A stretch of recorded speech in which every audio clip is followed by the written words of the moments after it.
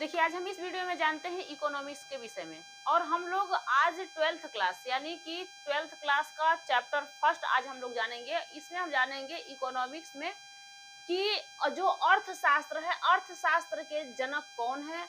तो अर्थशास्त्र के जो जनक है एडम स्मिथ है। इसके बारे में आप लोग पूरा फुल समझना।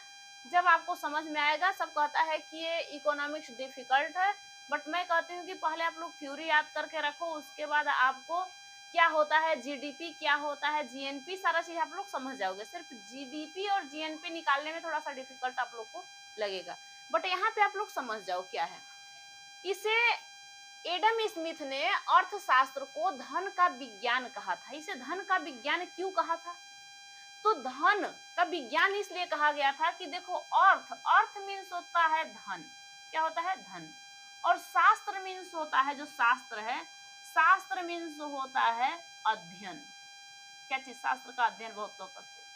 तो इसी को कहा गया धन का अध्ययन, यानी इसे ही क्या कहा गया कि धन का अध्ययन। इसलिए हम इसे क्या कहते हैं?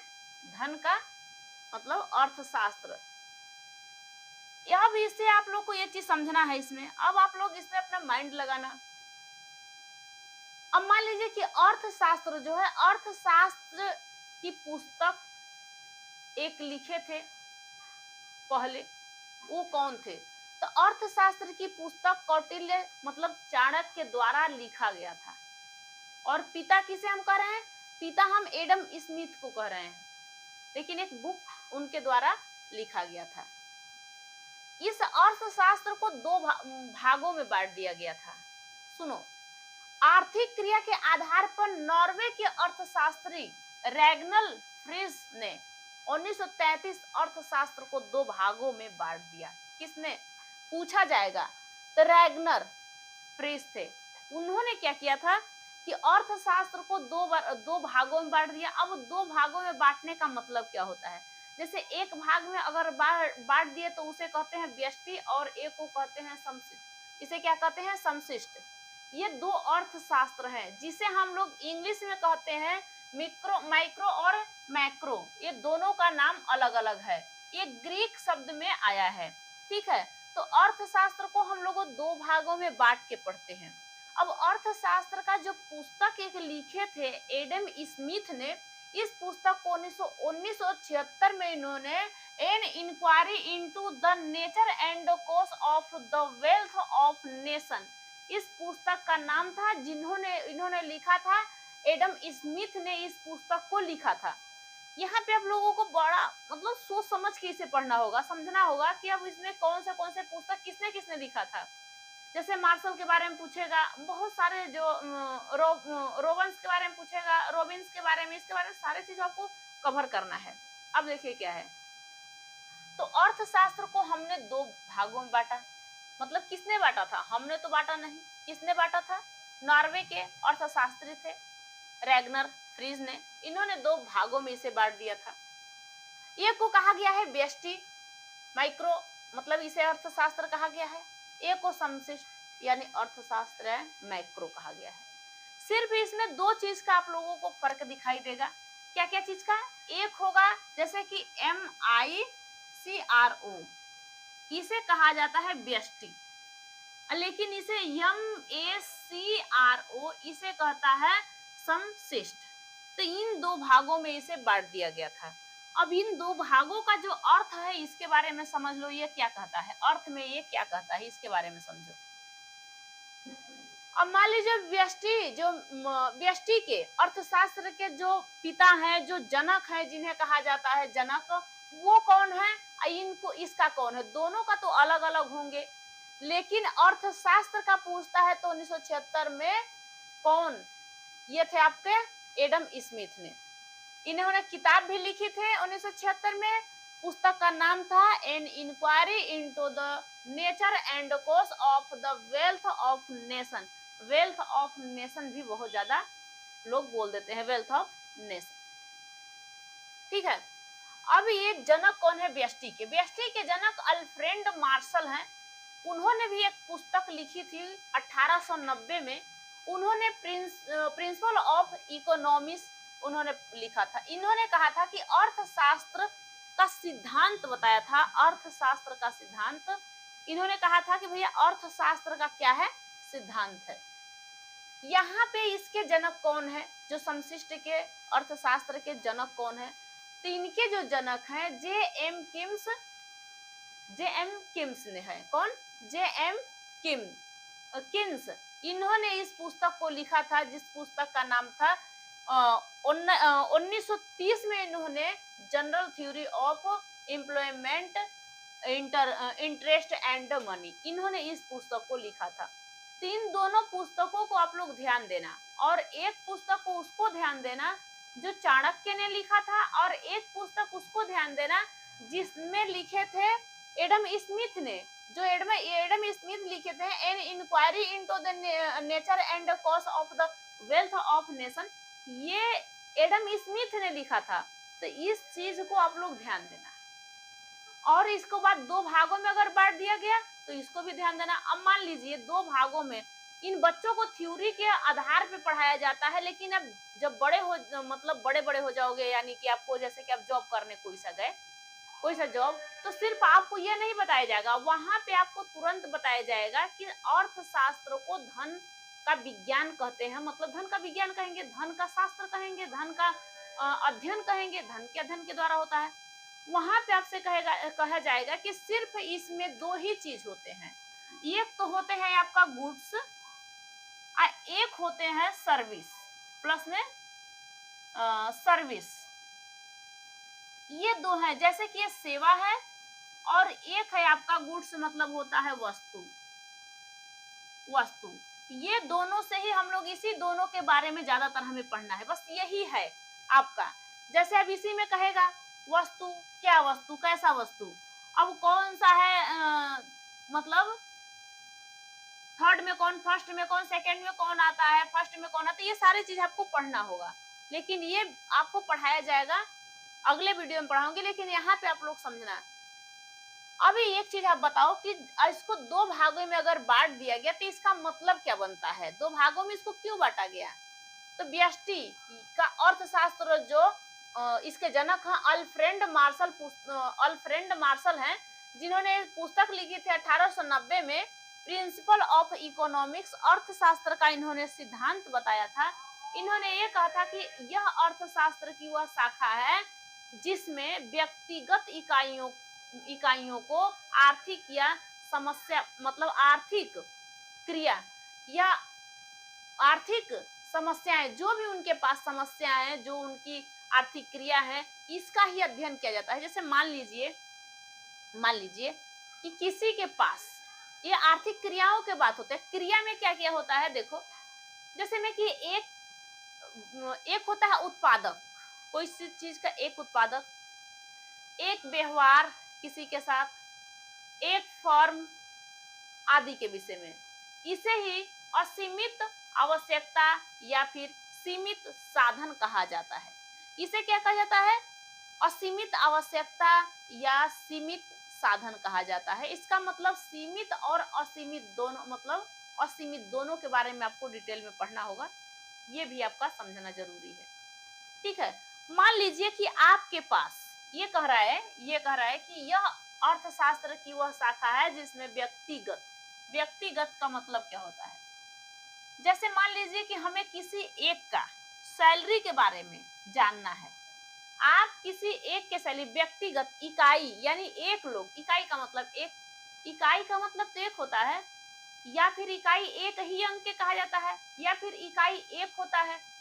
तो मान लीजिए कि इकाई, दहाई होता तो दो लोग हो जाते हैं इकाई का मतलब कि व्यक्ति, इकाइयों का मतलब कि एक व्यक्ति का क्या करते हैं कि निकालते हैं कि भैया उनकी सैलरी कितनी मिलती है, उनकी इनकम कितनी है। ये सिर्फ एक लोगों के निकालने का बात होता है। जैसे मान लीजिए कि आप चले गए प्रदेश में कमाने, आपने कितनी सैलरी भेजी, अब इस सैलरी को भी निकालेगा कौन? भैया सैलरी आप भेजे हो तो क्या आपके जीडीपी में गिनती होगा कि नहीं? जीडीपी का मतलब क्या होता है? ग्रोस डोमेस्टिक प्रोडक्ट इसका मतलब होता है। लेकिन नहीं, इसको जीएनपी में गिना जाएगा, जीएनपी में ये काउंट किया जाएगा। जीएनपी में इसे काउंट किया जाएगा। तो ये एक व्यक्ति के कमाई के ऊपर निर्भर करता है। मान लीजिए कि आप यही कमा रहे हो और आपकी कमाई मान लीजिए कि 10,000 है, टोटल 10,000 है, 10,000 आपकी कमाई है। सपोज करिए इसका मैं बता रही हूँ आपको, यह अर्थशास्त्र की वह शाखा है जिसके मतलब व्यष्टि के बारे में बता रही हूँ कि भैया ये क्या कर रहा है, इसका मतलब क्या बनता है, ये समझा रही हूँ आप लोगों को। ये जीडीपी या जीएनपी आपको निकालने के लिए नहीं कर रहा है अभी। अगर प्रदेश में कमा रहे हो तो जीएनपी आपका निकाला जाएगा, जीएनपी निकालने के बाद पूरा जीडीपी जोड़ दिया जाएगा। लेकिन सिर्फ जीडीपी निकालना है तो किसी देश का हम जीडीपी निकाल देते हैं, किसी राज्य का हम जीडीपी निकाल देते हैं कि भाई हमारे भारत में कितनी मतलब कमी हुई है, कितने पैसों की कमी हुई, क्या हुआ है। अब मान लीजिए कि आप जाते हो कमा के, आपकी बीवी मिली आपको और कहने लगी कितना कमाए हो, दिखाना एक बार, तो हिसाब लेने लगी, और इतना पैसा कमाए हो और इसमें से खर्च कहाँ कहाँ हुआ है, कहाँ कहाँ किए हो, चलो उस खर्च को भी गिनाओ, कितने आपने किसी को दिया ये भी बताओ, कितने बचत है आपका, अंतिम मूल्य जो है। मान लीजिए अंतिम मूल्य क्या होता है, अंतिम मूल्य भी बता दूं आपको क्या होता है। जैसे मान लीजिए कि कोई एक वस्तु है, वस्तु जिस चीज को आप छू सकते हो उसे ही हम वस्तु कहते हैं। और सेवा, जो आप किसी का सेवा कर सकते हो, पैर दबाने वाला सेवा नहीं कि चलो आपको पैर दबा देते हैं, सेवा उस पैर और के बारे में नहीं होता है। सेवा का मतलब होता है जैसे कि एक डॉक्टर सेवा करता है किसी का, एक डॉक्टर क्या करता है, सेवा। एक मान लीजिए ड्राइवर क्या करता है, सेवा। मैं क्या कर रही हूँ, आपका सेवा। एक टीचर भी सेवा करता है। तो जो काम आप लोग करते हो उसे हम कहते हैं कि सेवा। क्या कर रहे हैं भैया, सेवा। लेकिन वस्तु वो होता है कि जैसे कि मान लीजिए कि खेत से हम लोगों ने गेहूं को निकाला, ठीक है, जो किसान होता है गेहूं निकाला, उसको मतलब मिल में भेजा, तो ये अलग अलग होती है, ठीक है। मतलब फर्स्ट सेक्टर, सेकंड, ये सब उसको सेक्टर के विषय में, क्षेत्रों के बारे में पढ़ेंगे, वो आपको अभी नहीं पढ़ना है। लेकिन इन दोनों का अगर जो अंतिम मूल्य बच के आया, आपकी बीवी आपको जब आप जेब टो रही है और देख रही है कि पैसे आपके पास कितने बचे हुए हैं, आपने क्या किया, और देखी भैया इसके पास अब पैसे कितने बचे हुए हैं, ये भी तो देखना जरूरी है, कितने पैसे बचे हुए हैं। तो बोला कि अरे पैसे मेरे पास भैया जितने हमने वस्तु और सेवा जो भी हुआ सब कमाने धमाने के बाद, हमने इतना काम करने के बाद हमारा अंतिम मूल्य कितना बचा है। अंतिम मूल्य, जो अंतिम मूल्य बच गया उसी को हम लोग क्या कहते हैं भैया, अपने जीडीपी में जोड़ देते हैं। अंतिम मूल्य, पत्नी ने आपका झाड़ झूर के देख लिया, जेब में इतने पैसे हैं, कहाँ से, बस इतने ही, आपने इतना खर्च कर दिया, कैसे खर्च कर दिया, आपको इतना करना चाहिए, इतना तो क्या करना है, आदमी का खर्च करेगा ही भैया, हम लोग भी तो उसी में है, कहाँ आएंगे वो। लेकिन जरूरी है औरतों को ये पैसे, मतलब कि क्या करने के लिए, घर चलाने के लिए। हम देश थोड़ा ना चलाएंगे, अभी देश ना चला रहे हैं ना, अभी पढ़ा रहे हैं, हम सेवा कर रहे हैं, सर्विस हमारा सेवा कर रहे हैं, हमारा सर्विस यही है। अब बताओ भैया, आप बताओ एक बात कि हम कैसे इसका क्या किया, हमने अंतिम मूल्य निकाला, अंतिम मूल्य से हमें अपने जीडीपी का पता चल गया। इसी तरीके से एक आदमी के कमाई के विषय में व्यष्टि बताएगा, लेकिन समशिष्ट आपको अर्थशास्त्र बताता है कि भैया एक का नहीं, हर लोगों का, मान लीजिए देश का, पूरे समाज का आप निकालो। आपको मतलब समाज की शाखा का अध्ययन करना इसमें होता है कि समाज के शाखा का क्या करना है, अध्ययन करना है। जब इसे हम क्या कहते हैं कि ये है अपना समशिष्टि। तो इनको दो भागों में बांटना कोई गलत नहीं था। अब इसके जनक कौन थे, जे.एम. किन्स, ये इनके जनक थे, किसके, समशिष्ट के। लेकिन यही व्यशिष्ट के कौन थे, व्यष्टि के कौन थे, व्यशिष्ट ना व्यष्टि, व्यष्टि के कौन थे भैया, ये थे अल्फ्रेड मार्शल। इन्होंने, दोनों लोगों ने अलग अलग कहा कि देखो आपने ठीक कहा, ये भैया बेहरारू से बहुत परेशान होंगे, कहते होंगे कि ना पहले ना मेरा वाला निकाल लो, क्योंकि मुझे ही घर में, मैं ही जाता हूँ तो मेरा ही जेब देखा जाता है कितने पैसे है। तो ये कहे कि आपने अर्थशास्त्र को धन का अध्ययन कहा और आपने ये नहीं कहा कि भैया इसको दो भागों में बांट दो, क्योंकि दो तरह से हमारा जो क्या होता है जीडीपी निकलती है, एक तो पत्नी निकाल देती है और एक तो देश निकाल देता है। कितनी इनकम पति की हुई पत्नी निकाल देती है और कितनी इनकम देश की हुई ये देश सरकार निकाल देता है। बचा खुचा मान लीजिए सरकार कैसे निकालता है, मानो कैसे, अगर आप खेती कर दिए, आप गेहूं को प्राप्त कर दिए, गेहूं उपज दिए, अब ये सरकार तब तक ध्यान नहीं देगा जब तक कि उसको आपने क्या किया, गेहूं को खेत से निकाला, उसे आपने 20-25 रुपए किलो में बेच दिया, वो गेहूं फैक्ट्री में चला गया, फैक्ट्री में जाने के बाद उस गेहूं का बिस्किट बन गया।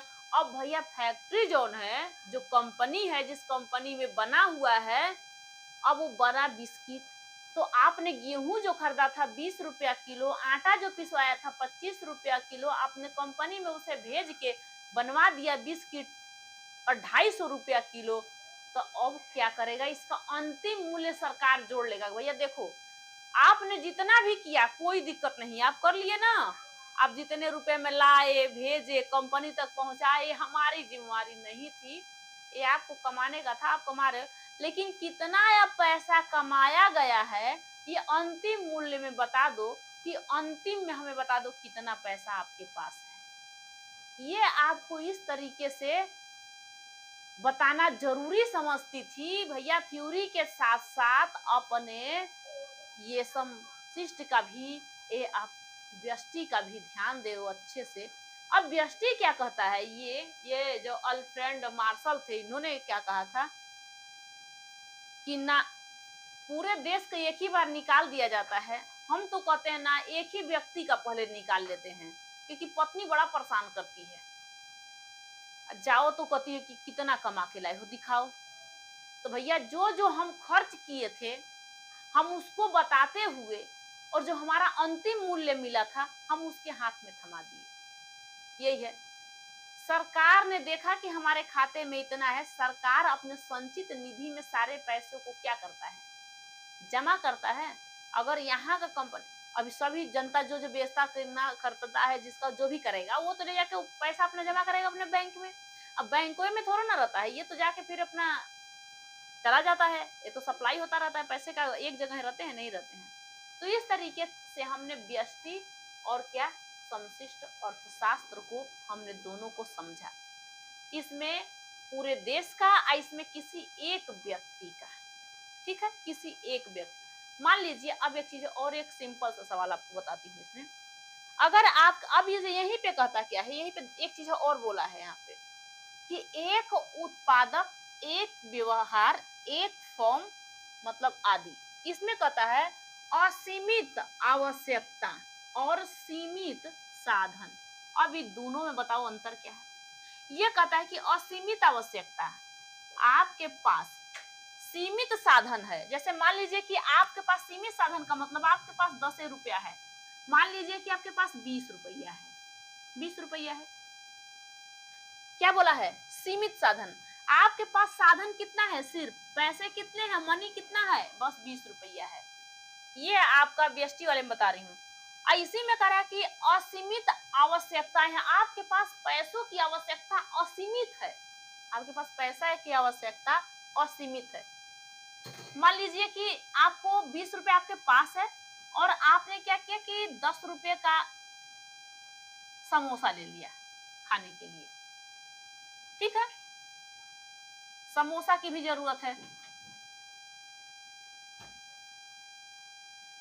दूसरी चीज, आपको क्या चीज की जरूरत है, अब आपको जरूरत है, जो जरूरत की काम बताती हूँ, जो बहुत ज्यादा जरूरत है, जैसे कि आप पानी के बगैर नहीं रह सकते, जैसे कि आप भोजन के बगैर नहीं रह सकते, जैसे एक बच्चा दूध के बगैर नहीं रह सकता, दूध जरूरी है, ठीक है। जैसे मान लीजिए कि आपको बुक्स की जरूरत है, 10 रुपए का बुक्स की जरूरत है, किताब। 3 चीज आपकी जरूरत है। आपके पास पैसे कितने हैं? 20 रुपया। मान लीजिए आपके पास पेन का भी जरूरत है, ठीक है। और दूध कोई आपका 10 रुपए का नहीं 20 रुपए का मिलता है, मानो 20 रुपए का मिलता है। अब आपके पास सिर्फ पैसे 20 रुपया है। कितना है? आपके पास सीमित साधन सिर्फ 20 है और आपकी आवश्यकताएं जो है असीमित है। इसका कोई लिमिट ही नहीं है कि इसकी खर्च कितनी है, ये तो असीमित है। तब कहता है कि देखो, जो चीज की जरूरत है, जो चीज की जरूरत है वही चीज लाओ। मान लीजिए कि अब किसको जरूरत है भैया? या दूध की बहुत आवश्यकता है, तो इस चीज को आप लाओ। और समोसा खाने से जरूरत नहीं है, जीभ चटोर नहीं होना है। किताब से आज नहीं पढ़ोगे कल पढ़ लेना। पेन की जरूरत नहीं है भैया, अभी जब किताब पेन अभी छोड़ दो, 2-4 दिन बाद ला देना। लेकिन हमारे पास सीमित आवश्यकताएं इतनी, सीमित साधन इतना था, तो हमें जितनी की आवश्यकता है हमें उतना करना है, हमें असीमित आवश्यकताओं तक नहीं जाना है। ये था आपका व्यष्टि। और आपको अब एक व्यक्ति के बारे में बता दी हुई अलग है, ठीक है। अब ये कहता है कि यहाँ पे आर्थिक क्रिया समस्या का अध्ययन करता है कौन? व्यक्तिगत इकाई। अब इसमें कहता है क्या क्या है, आर्थिक क्रिया क्या क्या है, आर्थिक क्रिया के प्रकार बताइए। तो एक होता है उपभोग, एक होता है उत्पादन, एक होता है विनिमय, एक होता है निवेश। ये देख लीजिए क्या है। अब इसमें उपभोग में कहता है सामूहिक आवश्यकताओं की संतुष्टि के लिए वस्तुओं और सेवाओं का उपयोग। उपभोग मतलब क्या है? सामूहिक आवश्यकता। जो हमें सामूहिक आवश्यकताएं हैं, जो हमारे शरीर को संतुष्ट पहुंचा सके, उन वस्तुओं और उन सेवाओं का हम उपभोग करते हैं। जैसे मान लीजिए कि वस्तु हमें डॉक्टर के पास जाके दिखाना है, तो भैया वो अपना सेवा कर रहे हैं, हम सेवा करवा रहे हैं। नहीं तो हम खुद ही एक टीचर हैं, तो आपको पढ़ा रहे हैं, आप पढ़ रहे हो, हम सेवा कर रहे हैं। और वस्तु वही चीज, जैसे हमने नोट्स बना के आपको दे दिया, ये प्रोवाइड कर दिया, तो ये हो गया हमारा क्या चीज? ये है हमारा सेवाएं।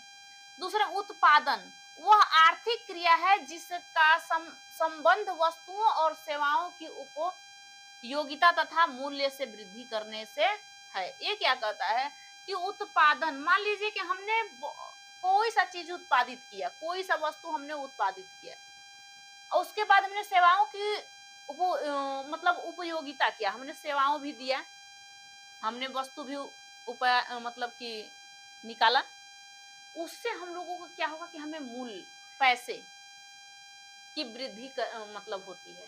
पैसे की वृद्धि होगी उत्पादन से ही। विनियम, विनियम का मतलब हो कि वह क्रिया है जिसमें किसी वस्तु या उत्पादन का क्रय विक्रय अधिकांशतः मुद्रा द्वारा किया जाता है। कीमत निर्धारण इसमें करते हैं भैया, कीमत निर्धारण इसमें, विनियम में कीमत निर्धारण बताता है। इसमें कहता है किसी वस्तु का उत्पादन करना है तो उसका क्रय विक्रय दोनों देखना होता है। क्या चीज? क्रय को और विक्रय को। वस्तु उत्पादन, जैसे मान लीजिए कि आपने चावल उत्पादन किया, तो उसमें आपको क्रय देखना है, आपको विक्रय, कितना खरीदा गया, कितना लगाया गया, कितना बेचा गया, ये चीज आपको उसमें देखना है उत्पादन वाले।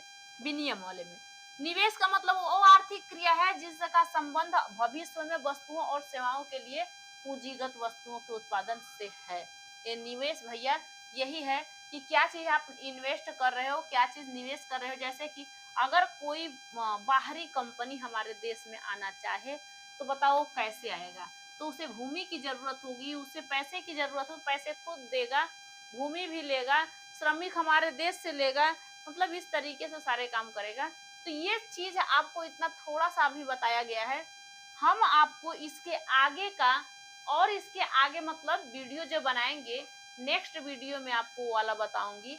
यहाँ तक आप लोगों को समझ में आया होगा, तो एक बार स्क्रीनशॉट इसे ले लेना और अच्छे से देख लेना। नेक्स्ट वीडियो मिलूंगी, तब तक के लिए थैंक यू।